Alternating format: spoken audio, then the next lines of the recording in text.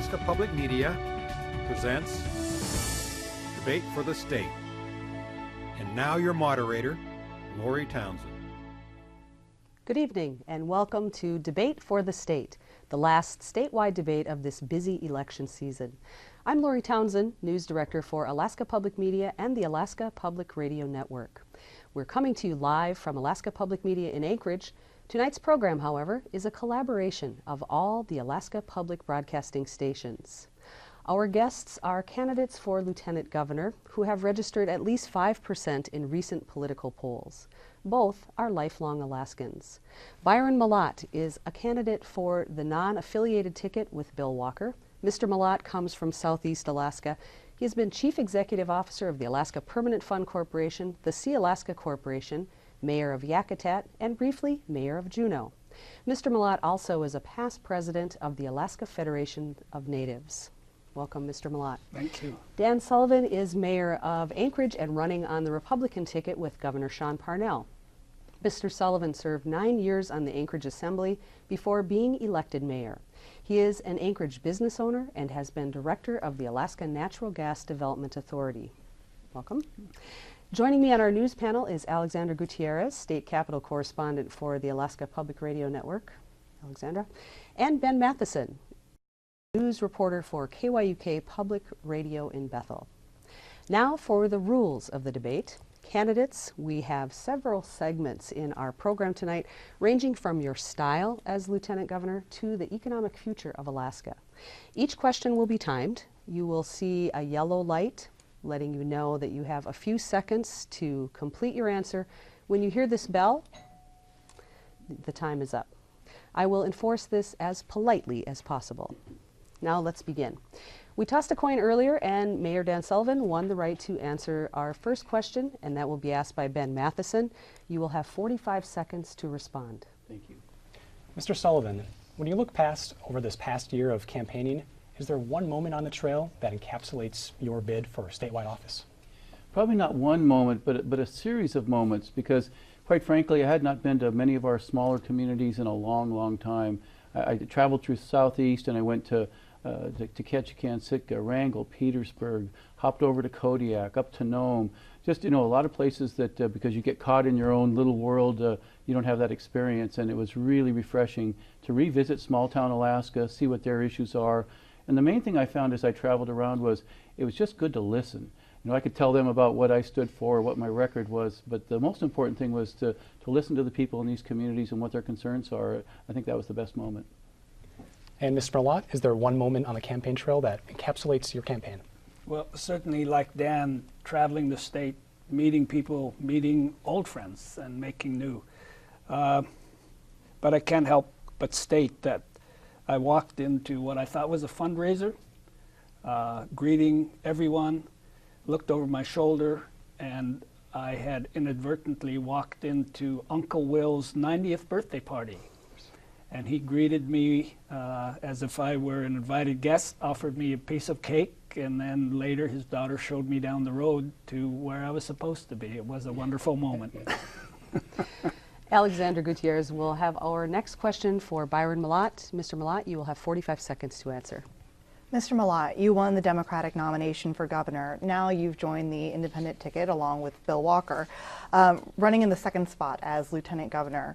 What should the 42,000 Alaskans who voted for you as a Democrat during the primary think of your decision to run on a more politically viable ticket? I think the reality is already known. There has been strong positive reaction to our ticket. I very clearly wanted the Democratic Party to join and support my effort. And in a vote of 89-2 by the State Democratic Central Committee, they did so, and I've had nothing but just constant reassurance that this was the right decision for Alaska and for my campaign. Mr. Sullivan, you've regularly sparred with organized labor as Anchorage's mayor, and on Tuesday you'll see a referendum for Anchorage Ordinance 37, which curtails labor rights for public employees. If elected lieutenant governor, how would you envision your relationship with organized labor, and would you push AO 37 to the rest of the state? I don't think as Lieutenant Governor you really have that role, quite frankly. It's not in the prescribed duties as Lieutenant Governor. Certainly the governor, if he wanted to lead a charge revamping labor laws, that would be more in the governor's seat. But keep in mind that in my relationship with labor, we just completed our 7th contract out of our 9 union groups. That the tenets of AO 37 are virtually contained in every single contract, basically negotiated by their leaders, ratified by their members. So if AO 37 was so horrible as they claim, again, we've passed 7 contracts with AO 37 provisions in all of them. So it really is less contentious than it is kind of about a power grab.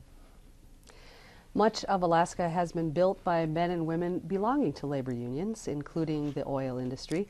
With falling oil prices, the state is expected to experience a shortfall within the coming year. Let's go now to a few questions about Alaska's major economy. In this section, candidates will have 1 minute to respond. Ben, you will have our next question to Mr. Sullivan. With oil down to nearly $80 a barrel, do you think the levels of taxation on other sectors of the economy are appropriate for this time? I don't think that you can really tax your way out of economic downturns. The best thing you can do is stimulate an economy. As mayor, I faced this very same challenge when I came into office in 2009.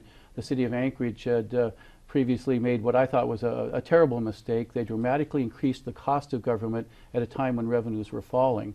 And we got through that by not increasing taxes, but by becoming a more efficient organization.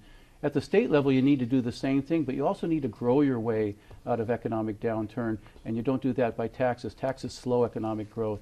So no, I wouldn't see increasing taxes on other entities. What level of deficit spending are you comfortable with, given these oil prices? Oh, it's hard to throw a number at it because we don't know if the prices are going to maintain. It's a very volatile commodity market. We've seen it shift up to $10 in a given day sometimes. So hard to throw a number at it, but the bottom line is you want to get to a sustainable budget where you're not reaching into your savings account. At the city level, I've had to do that with every single budget. Our budgets have to balance. That would be the goal at the state level as well. And Mr. Mallott, are taxes on other parts of the economy appropriate given today's oil prices? Oh, certainly. The notion, again, that we can tax our way either to balancing budgets or to prosperity has been shown never to work in an economy. The economy needs to be stimulated across the board. The state, through smart judgments about infrastructure development, appropriate incentives, even in a strapped state budget circumstance, if we're smart and if we are thoughtful, we can grow the entire economy. Mr. Mallott, you recently said SB 21, the law that caps oil taxes at a rate of 35%, is performing better at current oil prices. How much time should the law be given before its performance as judged is working better than anything before? And what metrics would you use? Well, anecdotally, certainly we need to see continuing growth in expenditure, in production activity on the North Slope by the 3 major oil companies, increase in workforce, ultimately an increase in throughput of the Trans-Alaska pipeline. That will take several years, and I think we need to see what that does make possible. Mr. Mallott, you campaigned against SB 21. If the repeal referendum were held today, how would you vote? I didn't vote so much against the tax itself, but the fact that we had to vote on it at all. It was a failure, in my judgment, of leadership at the legislative level, at the administration level, that Alaskans weren't fully prepared or knowledgeable of the tax, which was evidenced by the very repeal effort itself. And Mr. Mallott, yes or no then? How would you vote if the primary were held again today? I would vote yes. And Mr. Sullivan, how much time do you think the law should be given before we judge its performance, and what metrics would you use? Sure. Well, I was on your radio component here a couple of days ago with Zach, and I told him 36 months, so I better stay consistent and stay the same. About a 3-year period where you can really see whether or not the incentives are increasing production, whether or not the activity that we've seen on the North Slope now, which is very vigorous. In fact, there's hundreds of new jobs. Point Thompson alone, I think about 1,000 people working where nobody was working before. So about 36 months, and let's face it, the state has never been shy about changing the oil regime if it turns out that it's not working or that we're not getting the promises kept that were made in the passage of SB 21. And just to follow up on the second half of your question, the legislature passed SB 21. There was no reason for it to go to a referendum. In fact, the referendum started within days after the passage, not even giving it a chance to work. I thought that was very premature, probably a misuse of the referendum process, quite frankly. We'll come back to some fiscal reality questions later, but first we want to talk about the role of Alaska's Lieutenant Governor. Alexandra Gutierrez has the next question to Mr. Mallott. You will have 1 minute to respond. Mr. Mallott, if elected Lieutenant Governor, you would be in an office that oversees elections, the state seal, and notaries public. In discussions with Mr. Walker about the joint ticket, what level of independence and responsibility did you require? Well, certainly the governor is the constitutional administrative leader, executive leader of our state, and I have every confidence that Mr. Walker is going to do a wonderful job. I will be a senior advisor to the governor. I will be a member of the cabinet. I will be able to advise on major policy issues, but I also have constitutional duties, and I will be able to, and anxious to meet every single one of those, but I look forward to a robust involvement with the policy evolution of the state of Alaska. And were there any sort of, hard lines for you in terms of what role you had in quite the frankly, executive branch? I did have several people advise that I put my relationship in writing with the governor, and I said that is just crazy. You have to trust, you have to work together. The offices are constitutionally mandated, and the responsibilities are very clear, and I look forward to advising the governor in every way that it is possible for me to do so. Mr. Sullivan, in the current administration, there's been some pushback from Governor Parnell against Lieutenant Governor Meade Treadwell for operating too independently. What agreements, if any, do you have with Governor Parnell for your role within his administration? Well, none at all. I mean, our conversations have been really focused on the campaign, how our philosophies are very, very similar. I'm fortunate in the fact that during my 5.5 years as mayor, it pretty much parallels Governor Parnell's term as governor since he took over from Sarah Palin. So we've gotten to know each other. We work together on capital budgets, on operating budget issues that are important to Anchorage. I know all of his commissioners, and I have a good working relationship with all of them. So there's no defined extra role. But again, the Lieutenant Governor is a member of the cabinet, as Byron mentioned. You're sitting at that table when policy is being made.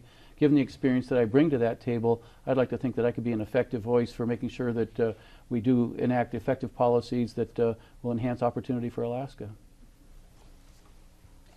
The major responsibility of the Lieutenant Governor is overseeing the division of elections. Mr. Mallott, do you think the federal court was correct in ordering the state to take specific steps to improve Alaska Native language translation and services at the polls? I believe it was, absolutely. And obviously I will enforce them, and I will continue to work as Lieutenant Governor to make sure that voting opportunities are made available to every Alaskan in the most efficient and expeditious way possible. And Mr. Sullivan, do you support the court order requiring more services to be given to Alaska Native voters? I agree with my friend Byron Mallott that the court has ordered, and I think even without the court order, it was the right thing to do. Mr. Sullivan, as Lieutenant Governor, would you have certified the Walker-Mallott ticket? Why or why not? I think a clear reading of the law says that it's just vague enough in some areas where the ticket is allowed under our current statutes and under the Constitution. So yes, I think I would have done the same thing that Meade Treadwell did and have that ticket move forward. I know there's been some discussion that in the future maybe that should be tightened up a little bit, because people ask the legitimate question of what is the use of a primary if it can just be taken apart by a whim or by political convenience. And so particularly since the state pays for primaries, again, it seems like maybe we're wasting money if it really has no meaning, if people can just for convenience change it. Mr. Mallott, would you have certified your ticket? Absolutely. In a heartbeat. But, you know, certainly it was a step that was taken very deliberatively. I did not leave my principles at the door. I worked very hard to get the support of the Democratic Party as I made the decision. I believe that the result of our coming together in what is popularly called, not named by us, the unity ticket has been validated by the incredible response across the state, and it was the right thing to do for Alaska. Does that undermine the primary process, though, if those campaigns and those voters go out to vote? This was a unique circumstance. It was a very personally difficult decision for me to make. I would not have made it if the party itself, as it did in a vote of 89-2 of its central committee, did not allow me to do so. As Lieutenant Governor, Mr. Mallott, you would be responsible for certifying ballot initiatives. Should issues that are usually under the purview of state agencies, such as the development of large-scale mines, be subject to the initiative process? I don't think, as a general proposition, that relatively detailed public policy should be made through the initiative process. It is there in order to give voters a voice where they believe that their voice is not being heard. So it is a very precious tool in our Constitution, but I think it should be very carefully and not often used. But as Lieutenant Governor, you often would see ballot initiatives, regardless of how complicated they are or not, would their complexity bear on your decision to certify them? Oh, I think the requirement to certify is fairly circumscribed by law and likely by regulation. And I'm not sure that the Lieutenant Governor has a lot of subjective opportunity to make those judgments. And Mr. Sullivan, do you think that issues that are usually left to the judgment of state agencies should be subject of ballot initiatives, for example, the development of large-scale mines? Yeah, I concur that I think complicated issues like that, where the public does not have the opportunity to sit in many in detail meetings like the legislature does, where you're getting expert testimony, you're getting all the technical information that's oftentimes not available to the public. So trying to ask them to weigh in on really very complicated issues, I think, is problematic. But as was mentioned, the role of the Lieutenant Governor isn't to put your own feelings into these. In fact, you have to be very objective, make sure you're following the letter of the law when you're looking at initiatives. Were the signatures gathered from the right areas? Is there enough signatures? Is the heading and the topic written within the prescribes of the law? So that's what you have to focus on as Lieutenant Governor. And Mr. Mallott, should professional signature gatherers have a place in the initiative process? Should outside groups be involved at all? Well, I don't think that outside groups, that is outside of our state, we do have a requirement that a certain number be gathered in various regions of the state so that the work of particularly professional or paid signature gatherers requires them at the very least to travel the state, but I don't think much of the notion. It is a citizen effort, and to the maximum degree possible should remain a citizen effort. And Mr. Sullivan, what do you believe the place of professional signature gatherers and separately outside groups is in the initiative process?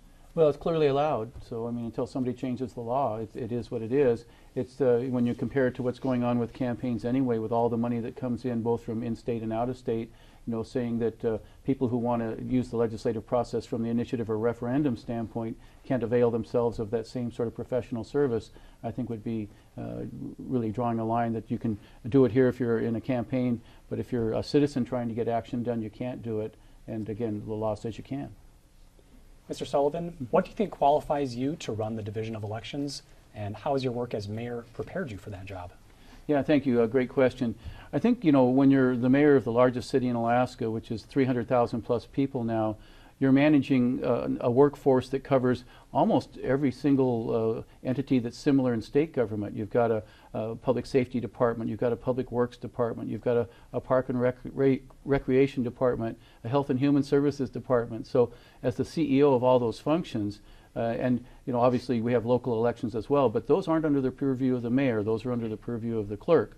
But again, that management experience of literally handling the CEO duties of the largest city in the state for the last 5.5 years, I think handling the one function of the Division of Elections is certainly within my skill set and something that I would be looking forward to do, because I want to look at modernizing. It's my understanding that some of our equipment is getting aged. There's some new technology out there. I'd look forward to that challenge.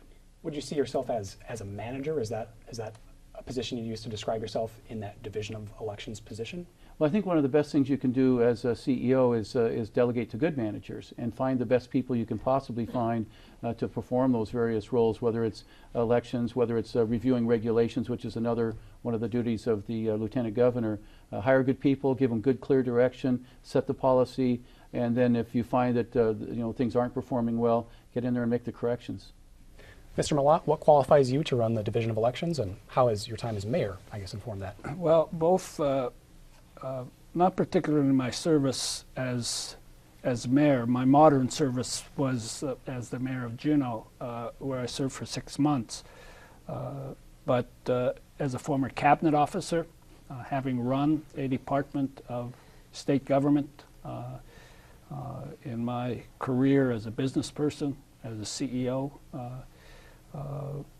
as the CEO of the Alaska Permanent Fund Corporation, I think that I have the requisite qualifications to manage and oversee the Division of Elections. And you use the term CEO and manager. Are those the qualities that you would bring to that job? Yes, because as Mayor Sullivan has said, a large part of good management is the ability to delegate, to have clear terms, to have responsibility, and be able to act when responsibility is not being met. Mr. Mallott, how much independence do you plan to give the division of the director of the Division of Elections? The director of a significant division in the state government has meaningful and clearly defined responsibilities.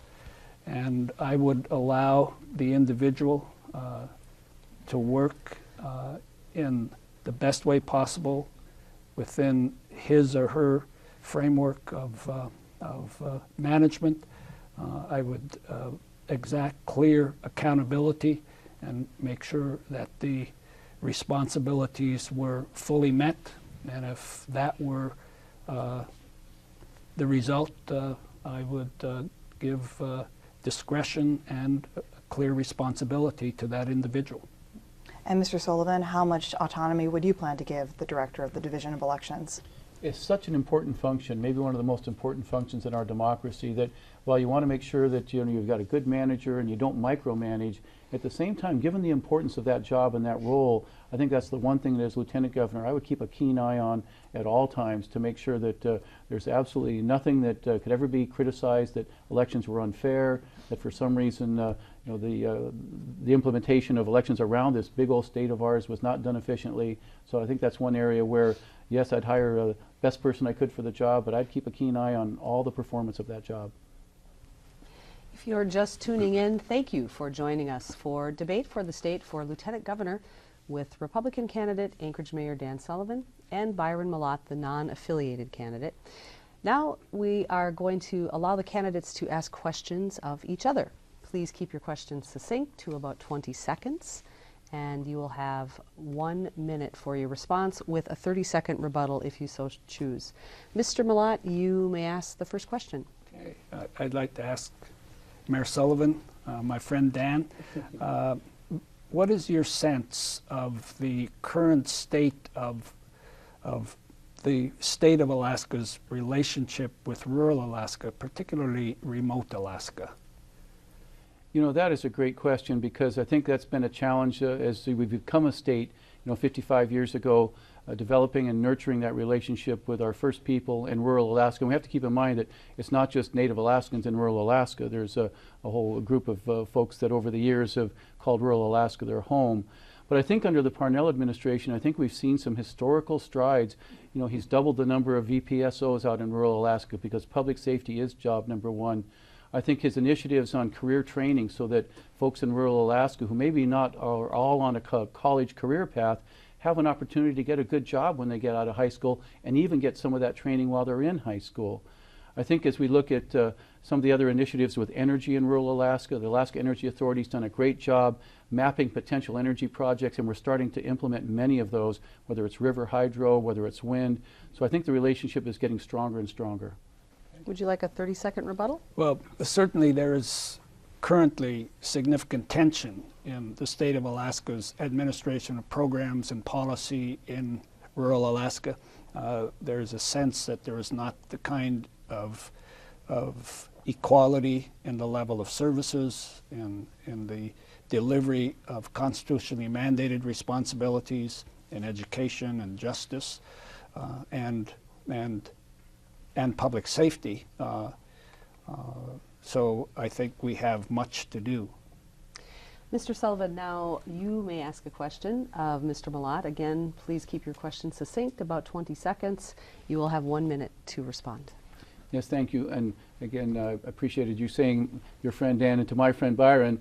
One of the things that I guess troubles me about the ticket is that I look at your resume, you know, CEO of the Permanent Fund, a state commissioner, CEO of a major Native corporation, a former mayor. How come you're not at the head of the ticket? I look at your resume versus Mr. Walker, who, you know, a great guy, a good lawyer, but never the level of management and overall performance and skills that you possess in your resume. How come you're not at the top of that ticket? I came to know Bill Walker during the course of essentially a year-long campaign. And I just became really almost like I wanted to be the kind of person that had the passion he had for our state. I certainly have a passion, a powerful passion, but I believe he really is a leader.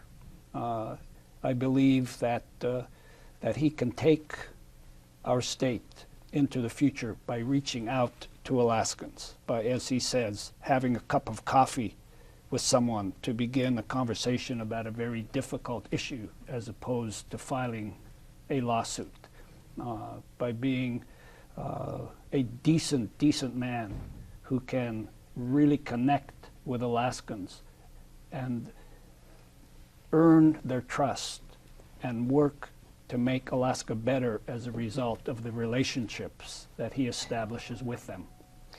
Mr. Sullivan, would you like 30 seconds to respond to that? Well, just again, I've got a lot of respect for Byron Mallott and what he's accomplished in his career, his advocacy for Native Alaskans over the course of many decades. And I just see that as being the kind of qualifications, you know, talk about mending relationships with rural Alaska. You as the head of the ticket and you know, an opportunity to become governor, I think would have been historic in so many ways. And you know, Mr. Walker's been working on a pipeline for 30 years, he says, and nobody's seen a pipeline. So I just don't know that there's that level of accomplishment that says he should be the next governor. I'd rather have seen you at the top of the ticket. We'll be working very closely together. Okay. Mr. Mallott, we have time for you to ask a second question. Again, same rules apply. Please keep your question succinct, and Mr. Sullivan, you'll have a minute to respond. Yeah. As obviously, you will be a senior policy advisor to the governor if elected. What is your thinking as to the state's role in labor relations with state governmental employees and its relationships with labor as involved with state contracts and so forth? I think as we've shown in Anchorage, one of the things that we want to make sure we achieve is balance. What we saw in 2008 in Anchorage, of course, were the richest contracts in Anchorage history in the midst of the worst recession in 70 years. People in the private sector losing their jobs, certainly not getting raises year after year after year. So that's what you have to do with labor, whether it's at the state level or the local level. Find that balance and make sure that the people who are responsible for paying for labor contracts, which in our case, isn't individual income tax, but it is still taxes. Basically, that they're treated fairly, and that wages and benefits given to the labor groups do not exceed standards in the private sector. And in Anchorage, certainly they vastly exceeded during those 2008 contracts. So I think just trying to find that balance. I have a lot of respect for public employees. They do a lot of hard work, particularly our public safety folks. And I've never denigrated a public employee, but you have to find that balance, and you have to be fair. Would you like to respond? I think the reality is that in the municipality of Anchorage, there are again tensions with organized labor, and hearing that the mayor in state government would work to create balance is welcome news. Mr. Sullivan, do you have a second question for Mr. Mallott? I maybe. I was kind of debating what to ask Byron, because oftentimes people try and get into gotcha moments when you ask questions. But I was intrigued by the Sarah Palin endorsement, and the endorsement, like the next day, the spokesperson for the campaign said it's a partial endorsement. What is a partial Palin endorsement? Monday, Wednesday, Fridays, or how does that work? I think that the reality of it is that, she is a person whom you either like a lot or you don't. But she is a thought leader. She is a galvanizing personality across this country. The way I would put it is the way the Fairbanks Newsminer put it. They said Mr. Mallott and Sarah Palin stood side by side, but it was clear they didn't have their arms around one another, and I'll leave it at that. Would you like to respond? 30 seconds. Well, I just don't understand how you can partially endorse a candidacy. You're either endorsing and you put your full weight and commitment behind your support for the Walker Mallott team, or you don't. It seems like it's somewhere in the middle. I don't get it, quite frankly. We are going to move back to some questions about Alaska's fiscal reality. Oil revenue is the main driver of the state's economy, and oil prices have fallen dramatically in recent months to currently around $80 per barrel. The state's budget is dependent on oil revenue. Alexandra will begin this section on budgetary issues with a question about stability for education funding. Gentlemen, you have 1 minute to respond to this question. Mr. Mallott, given the current fiscal realities, what plan do you have for sustaining and improving the state school system? First of all, we have to make clear that the state is in fiscal crisis. That doesn't mean we should panic, but we need to be very clear about the priorities that we establish. And funding our educational system and making it better is a high priority for the Walker Mallott team. And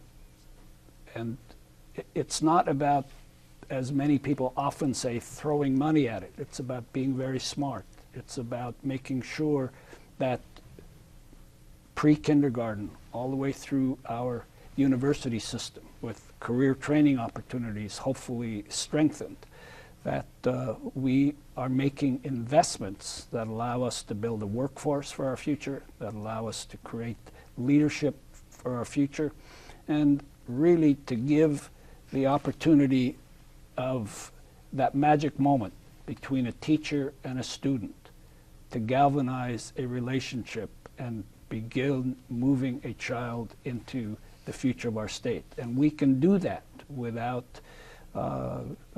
vastly increasing funding.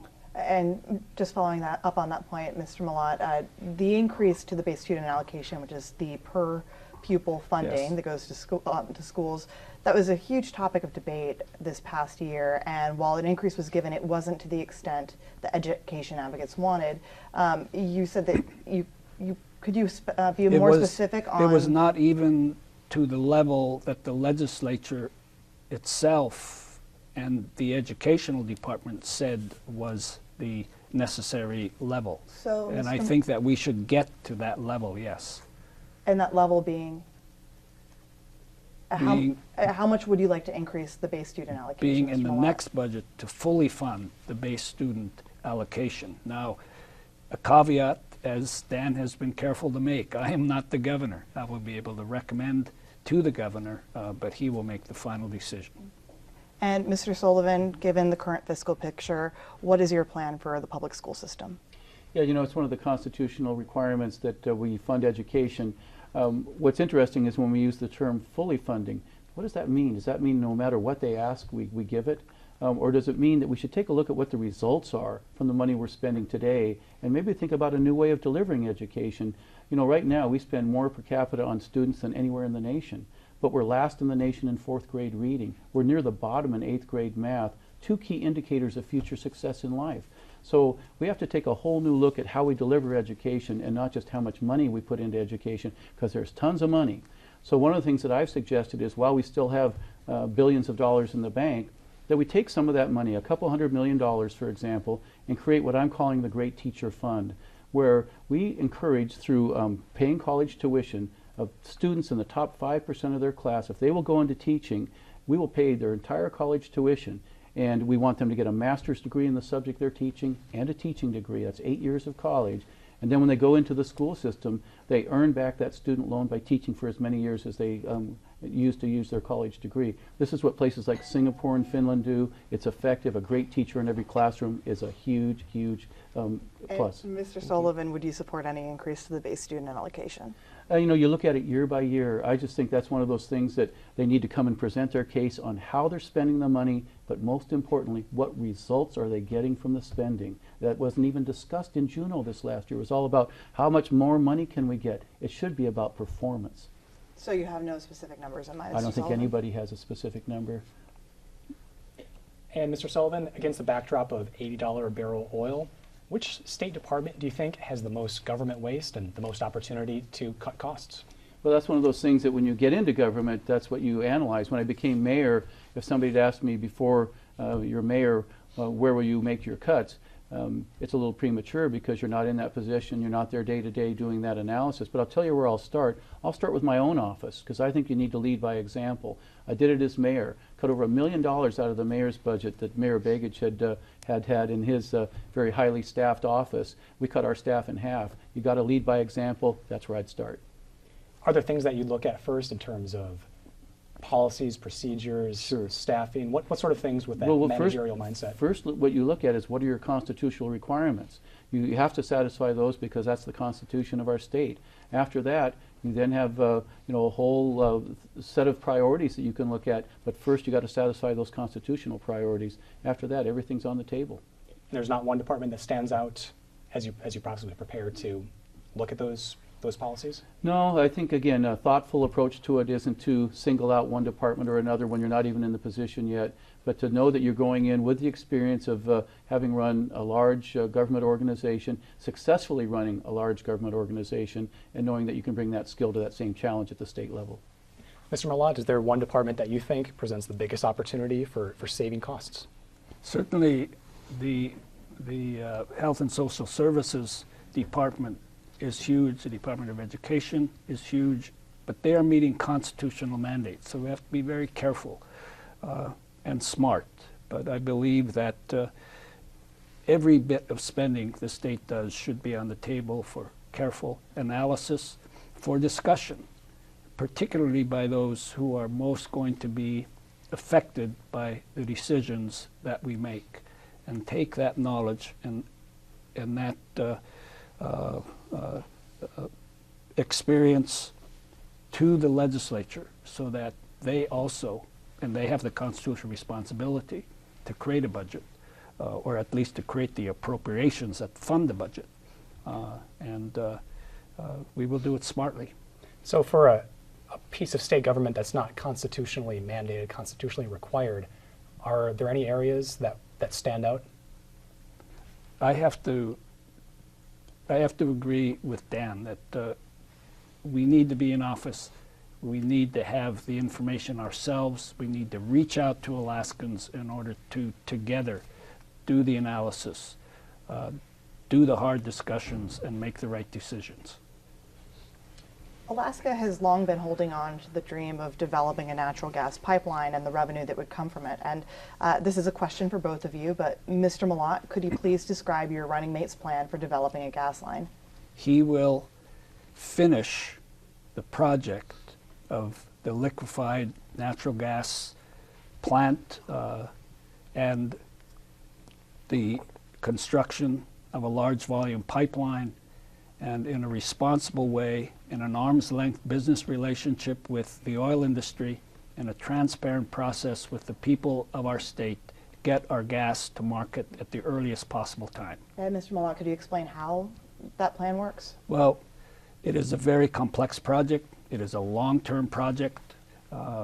The process even to get to the final investment decision called the FID is at least 36 months away. And we have to be in office in order to fully understand what the entire process is. The legislature has been required to sign affidavits of confidentiality, and we would have to be in a circumstance to understand all that they know in order to make the right decisions. And Mr. Sullivan, could you please describe your running mate's plan and how it works? Sure. And this is really one of the reasons why changing administrations at this time is absolutely a big mistake, because there would be such a learning curve for a new administration to come in and get up to speed on all the historic progress that has been made to date. You've got a situation where there's alignment between the producers, alignment between the state of Alaska. You've got pre-feed work going on, which is a lot of engineering. I'm more excited now about the prospects than I ever have been. I served for 7 years on the Alaska Natural Gas Development Authority on the board. In that capacity, I probably learned as much as any human in the state about what it takes to be successful in developing a mega project like this.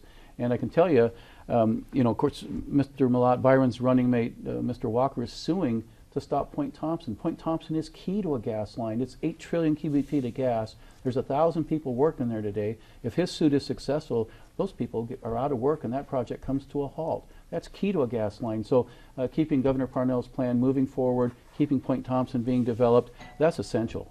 And could you just describe what that plan is? Give us the 30,000-foot view for people. Sure. I mean, it's you've got a partnership between the big three producers, Conoco, Exxon, and BP, and the state of Alaska, with the state, with TransCanada sharing about a 25% interest, sharing that risk with people with huge portfolios. Mr. Walker's proposed us taking a 50% ownership interest in it, which is a huge risk for the state of Alaska. It's much better to spread your risk amongst very, very solvent companies that can not only prove in their capacity. What they do is projects just like this. For the state to think that they can do it without those partnerships or having the 50% control, I think is a big mistake. So quite frankly, the partnership seems to be working. We're in alignment. There's markets that are interested in our gas, and if we just keep moving on the same pace, within less than a decade, we're going to have gas to market, and it's going to be estimated $3 to $4 billion a year into the state treasury, and that is going to be a big solution for all of our financial calamities here. And Mr. Sullivan, moving now to rural energy, would the 20% of royalties in the governor's gas legislation be enough to bring that gas from the corridor to western Alaska? And how would you bring gas to southeast Alaska? Well, the good thing about Southeast Alaska is because of the wonderful investments they made in hydropower a number of years ago, they're not really looking for a whole lot of natural gas, quite frankly. There is some expansions of hydro that are needed, some interties, and there may be some communities that could use compressed natural gas. One of the things you can do at Tidewater is you can actually compress natural gas, which makes it very easily shipped by barge to coastal communities, either through Southwest or through Southeast. And then in the offtake points, whether it's Fairbanks or points north, the river system is ideal for shipping either propane or compressed natural gas down the river system. So having the big diameter gas line really creates opportunities throughout Alaska. But Southeast in particular is probably the one area where they're rich with hydro, and probably we're all a little bit envious of the cheap rates they're paying down there with the Snettisham Dam and the others. So Southwest Alaska, which depends heavily on diesel, with that small of a customer base, would 20% of royalties after paying the permanent fund be enough to really build the infrastructure to get that liquefied and turned into propane and ship barge down the Yukon up to Cusco? Sure, I think so, because number one, shipping by barge is how they get their diesel fuel now anyway, so using barges is not unusual. Converting traditional diesel burning systems into natural gas or propane systems is a fairly easy conversion. And a cost-effective one? Oh, absolutely, yeah. The cost of either the gas or the propane will be significantly cheaper than burning fuel oil. And Mr. Mallott, what's your plan for delivering that gas to Southwest Alaska and Southeast Alaska? Well, we do need the large diameter pipeline. We do need the takeoff points that allow for gas where it's economic to be transferred by additional pipe or by other means to markets. It is significantly cheaper. The 20% that you mentioned, if all of the forecasts are near right, will be a significant amount of money, and if we focus properly, and again, if we act very smartly, we can significantly reduce the cost of energy for electricity and home heating in particular across our state. And in the years before there's ever gas flowing down that pipeline, do you have an interim strategy, or your running mate have an interim strategy for those years? Well, certainly what Governor Walker will do will be to declare a state emergency in the high cost of energy, and will focus the state's efforts in a way that hasn't been done yet as a high priority to incentivize opportunity, to work with those many communities that are looking at alternative energy across our state, to look at how we can use our current oil flow in order to help reduce costs, because it is an immediate crisis. It is not a crisis that can wait for the completion of a large diameter pipeline in order for us to meet it. And if we're at the mercy of a global fuel market and global fuel prices, are there things that you can do in the meantime with the revenue outlook that we have that would help rural Alaska in the short term? Well, certainly maximizing alternative energy opportunities.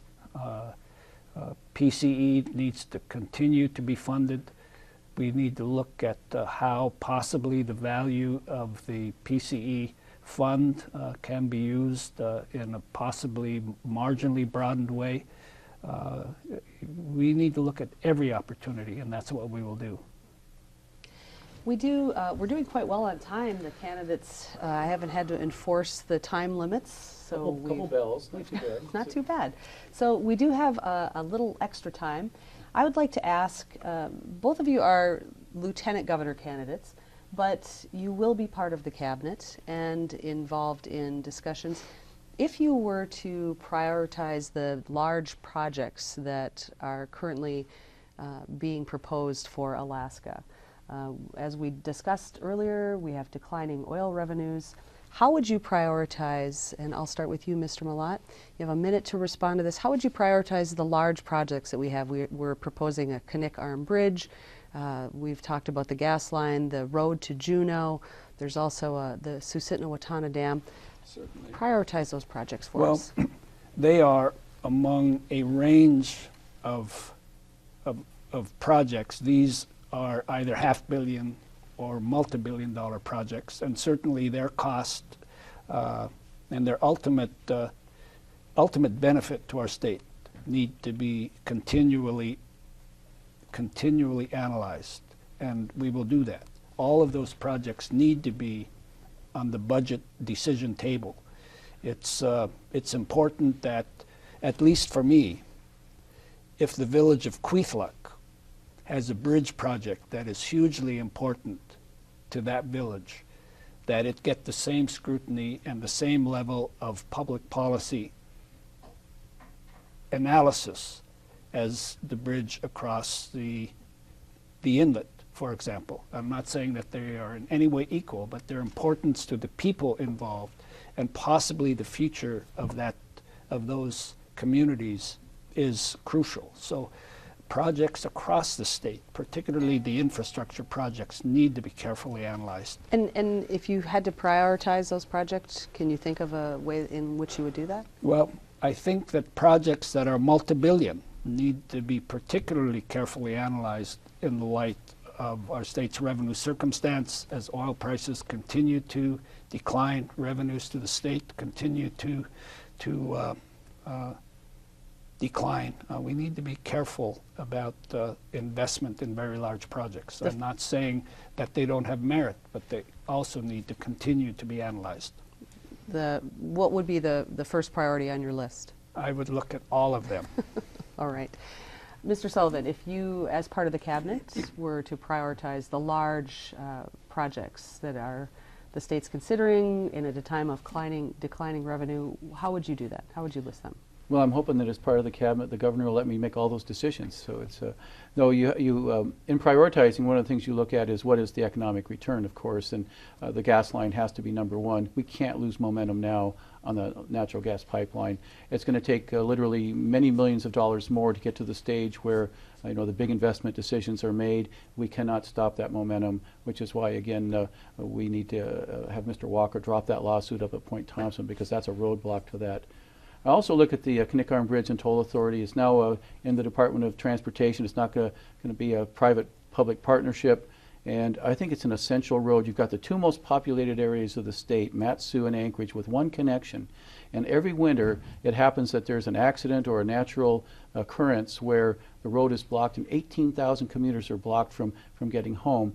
You build that bridge, there'll be tens of thousands of new homes, which means thousands of carpenters and plumbers and electricians and roofers and landscapers. And then there's businesses to serve those 10,000s of homes. And then there's suppliers that have to supply those businesses. The economic, I think, impact of just that bridge alone would be significant. All right, I have a third one too, Port of Anchorage. It's got to get fixed. It's a lifeline for the whole state. Thank you. We are coming close to the end of the hour. In lieu of closing statements, Alexandra has one more question. Maybe we might extend that to two. We'll see. You will have a minute to respond. Alexandra? Mr. Mallott, the current governor took office after his predecessor, Sarah Palin, resigned. If you were appointed governor midterm, how would a Mallott administration distinguish itself? It would look very much like the Walker administration, but it would be an administration that would continue to reach out and engage with Alaskans so that their voice is heard, so that their role in public policy decision-making is clear, and that Alaskans know that their government listens, that it hears, and that it heeds their voice. And Mr. Mallott, in that event, what would your top 3 policy priorities be? I'm sure Mr. Walker will have made substantial progress. I would continue his work, but again, education, the energy crisis, and dealing with the state fiscal crisis would, I'm certain, be continuing priorities. And Mr. Sullivan, if you were suddenly propelled to the office of governor, how would your administration look? Well, one of the beauties of working with Governor Parnell is that we're aligned on so many issues that I don't think you'd see a huge amount of difference. And we're aligned not only on the questions you've asked today about the fiscal concerns, energy concerns, education matters, but on social issues as well. And I think that's where there'd be a disconnect between the Walker-Mallott ones, because I don't think they're aligned on particularly some of the social questions that are facing our country and our state. And they do come up every session. I mean, you can't avoid it. I know Mr. Mallott or Mr. Walker had mentioned that he's not going to be involved in social issues. You just can't avoid it, and that's one of the, I think, the things about the alignment between Governor Parnell and myself is that I just can't think. I know one issue where maybe we have a slight disagreement, but for the most part, I think I follow his philosophy and his leadership, and I think I'd be a good advocate for continuing his policies. And Mr. Sullivan, where is that disagreement? I don't support increasing the minimum wage. And Mr. Sullivan, what would your top 3 policy priorities be in that event? Well, again, your top priority always has to be making sure that you're economically sound, and you have to make sure that you're a safe community. Anybody, whether it's a mayor or a governor, public safety is job number 1. You can't have quality of life in a community if you don't feel safe in a community. So again, the work the governor's done with doubling the village public safety officers and his domestic violence intervention programs have all been testament to his commitment to that. I would continue those commitments. We have just a little bit of extra time, so I would like to ask, there's not a lot of money in this race, but we've seen a tremendous amount of money flood into the races across the state. Mr. Sullivan, in 45 seconds, if you were going to change that, if you were going to propose change to what we're seeing now with money coming into the state, more than 50 million, spent on the Senate race, what do you think about the amount of money that's in campaign spending now? Well, I think Byron and I would agree that they need to send some of that our way for our lieutenant governor campaigns. It would just equalize things a bit. But you know, the law is what it is. The Supreme Court has ruled on, you know, the ability of corporations to contribute. You know, it kind of makes you wish you had an ad agency this year, because you'd be doing really, really well. But, you know, again, as long as the law reads as it does and you've got a Supreme Court decision that backs it up, I don't think I really have the power to change any of that. Is it irritating? Yes. But that's the way our system works. And Mr. Mallott, what are your thoughts about the amount of money being spent on campaigns currently in the state? Well, it is obscene to begin with. Just think of what good we could do with the hundreds of millions of dollars that are being spent. I also believe that the Supreme Court decision allowing corporations and unions to essentially be considered as citizens under our federal Constitution and be able to spend as freely as they do over time needs to be curtailed. And I think our country will do that. This does conclude Public Broadcasting's 2014 debate for the state for Lieutenant Governor. Our thanks to our candidates and the panelists for participating. Please stay with us for the next hour as debate for the state continues with candidates for governor.